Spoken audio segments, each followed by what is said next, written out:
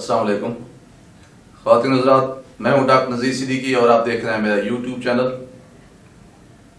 एक बड़ी अहम पेशरफ्त हमारे सामने आ रही है और वो ये है कि भारतीय chief of army staff general Naravane Saudi Arab और यूएई यानी मुत्तहिदा अरब इमारात के सरकारी दौरे पर जा रहे हैं और ये तारीख में पहली बार ऐसा हो रहा है।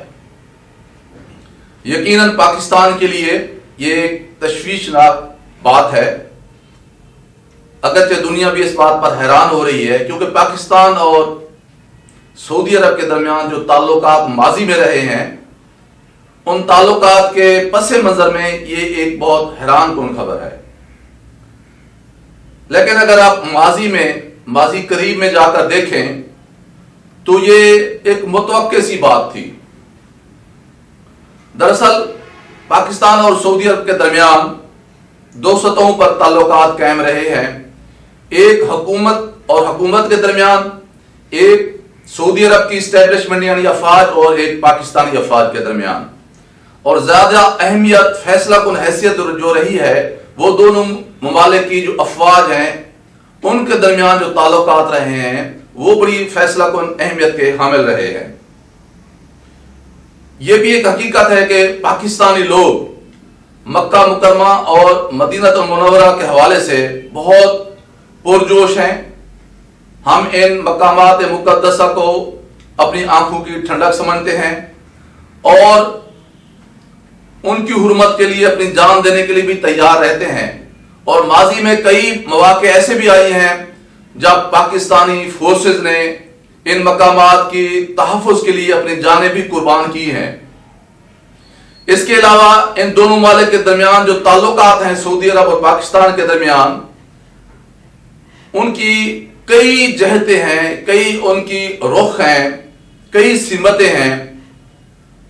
पाकिस्तानी फोर्सेस ना सिर्फ इन मकामात मुक़द्दसा की हिफाजत करती हैं, बल्कि जो सऊदी शाही खानदान है वहां भी उनकी ड्यूटी है। इसके अलावा सऊदी फोर्सेस को हमारी अफवाज ट्रेनिंग भी देती हैं और जो हमारी पाकिस्तान ऑर्डिनेंस फैक्ट्री जो है उसकी ज्यादा से ज्यादा मसनूआत का जो खरीदार है वो भी पाकिस्तान है। फिर ये भी है कि जो अरब ममालिक हैं, खासतौर पर सऊदी अरब, वो हमेशा ये समझते रहे हैं और उन्हें यकीन रहा है कि पाकिस्तान का जो एटमी प्रोग्राम है या पाकिस्तान की जो एटमी जो सलाहियत है वो बस हमारी अपनी ही एक ताकत है। हम जब भी चाहें पाकिस्तान का एटम बम कहीं भी इस्तेमाल कर सकते हैं। पाकिस्तान की एटमी जो सलाहियत है, जो तनसीबात हैं, जो वसाइल हैं या जो एसेट्स हैं, वो हमारे अपने ही एसेट्स हैं। ये एक इमेजिनेशन, ये एक तस्वुराती एक दुनिया भी उन्होंने अपने दिमाग के अंदर, जहन के अंदर तख्लीक किए रखी है, सपोज और फर्ज किए रखी है।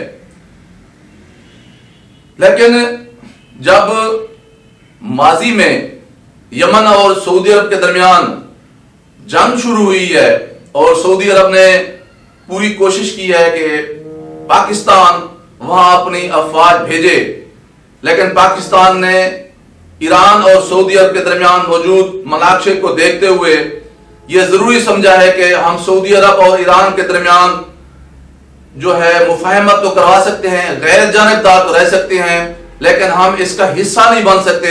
हम गैर जानिबदार रहना ज्यादा पसंद करते हैं। तो सबसे बड़ा झटका उस वक्त जो है ना वो सऊदी अरब को लगा है।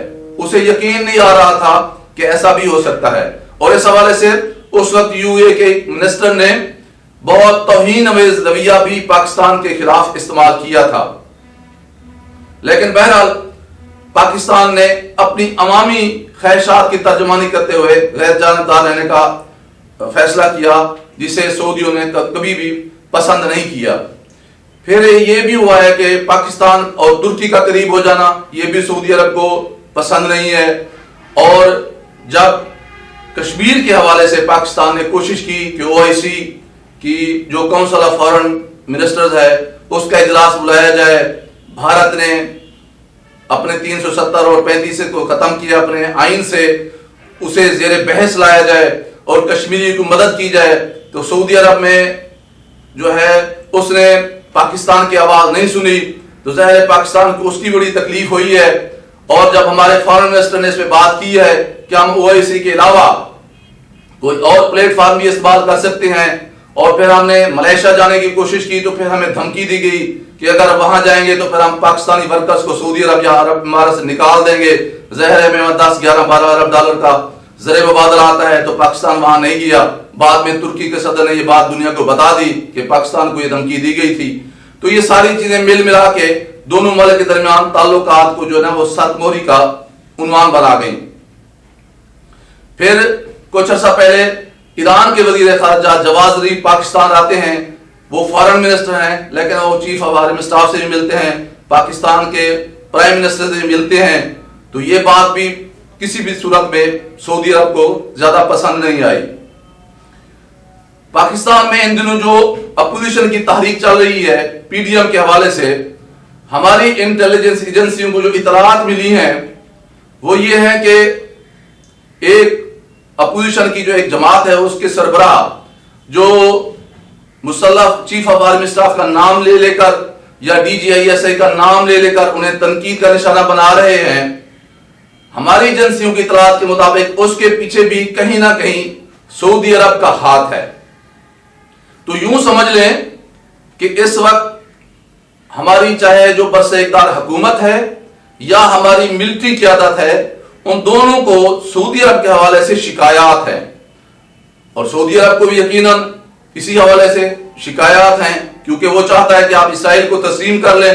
اگر دنیا کی واحد اسلامی ایٹمی قوت اسرائیل کو تسلیم کر لیتی ہے تو سعودی عرب کے لیے اسرائیل کو تسلیم کرنا بہت آسان ہو جائے گا. لیکن پاکستان کا اصولی موقف ہے کہ وہ کسی بھی صورت میں فلسطینیوں کے خون کی قیمت پر اسرائیل کو تسلیم نہیں کر سکتا. تو یہ ساری باتیں ہیں جو مل ملا کر اب اس سطح پر پہنچ گئی ہیں کہ بھارتی چیف آرمی اسٹاف آج سعودی عرب کے دورے پر جا رہے ہیں. اسی دوران سعودی عرب نے اپنے 2 ارب ڈالر جو ہمارے بینکوں میں رکھوائے تھے وہ واپس مانگ چکے ہیں. 1 ارب ڈالر ہم واپس کر چکے ہیں، 1 ارب ڈالر وہ مانگ رہا ہے. UAE کے بھی 2 ارب ڈالر ہیں. اور اسی طرح سعودی عرب نے ہمارے تیل کی جو ایک تھی معاہدہ تھا یا ہمیں وہ رعایتی روپے یا ادھار دے رہا تھا وہ بھی اس نے بند کر دیا ہے.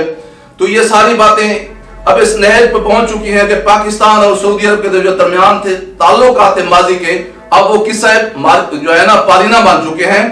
اب دنیا جو ہے نا وہ 2 حصوں میں بٹ چکی ہے.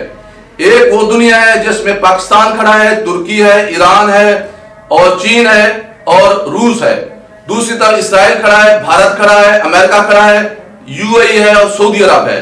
اور پاکستانی قوم کو اب یہ سمجھ لینا چاہیے کہ اب دنیا جو نئی صف بندی ہو رہی ہے اس میں سعودی عرب کے ساتھ پاکستان کے وہ تعلقات نہیں رہے جو ماضی کا حصہ رہے ہیں. اور ہمیں ان حقائق کی روشنی میں اپنی قومی خارجہ پالیسی کو نئے سرے سے ترتیب دینا ہوگا تاکہ پاکستان نئے چیلنجوں کا اپنی قومی یکجہتی اور اجتماعی قومی دانش کے ذریعے مقابلہ کر سکے.